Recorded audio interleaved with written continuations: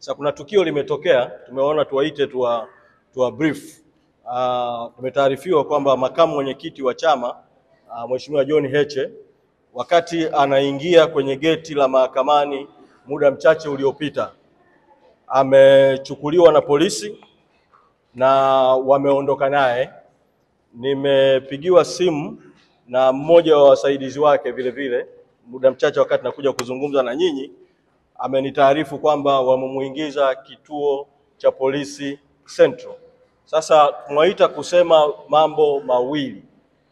La kwanza ni kutoa mwito kwenu wanahabari, sababu tukio hilo limetokea kwa ghafla hapa na wengi mlikuwa juu, kuweza kuwasiliana na newsroom zenu ili kwenda kufuatilia hilo tukio kituo cha polisi kati, au kama wamemhamishia kituo kingine cha polisi basi kufuatilia tukio hilo.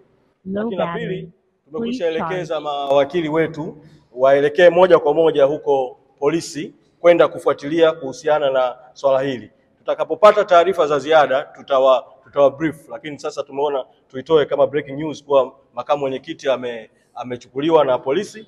Na mimi mwito wangu polisi, rai yangu kwao, naamini hawajasema sababu kwa sababu tukio la ghafla kabla hata kuijua sababu, lakini mtakumbuka kwamba idara ya uhamiaji ilitoa taarifa kwa umma ikidai kwamba makamu mwenyekiti alikwenda nje ya nchi kinyume na utaratibu, taarifa ambayo haikuwa ya kweli. Sasa inawezekana kabisa kukamatwa kwake kunaweza kukawa kunahusiana na taarifa hiyo. Kama kukamatwa kwake kunahusiana na taarifa hiyo, ni jambo la kusikitisha sana polisi kutumia taarifa isiyokuwa ya kweli ya uhamiaji kumkamata. Mimi ninafahamu kwamba kulikuwa tayari kuna njama huko nyuma ya kutafuta namna ya kutukamata viongozi kabla ya tarehe 29 mwezi Oktoba. Kwa vitatumika visingizio mbalimbali.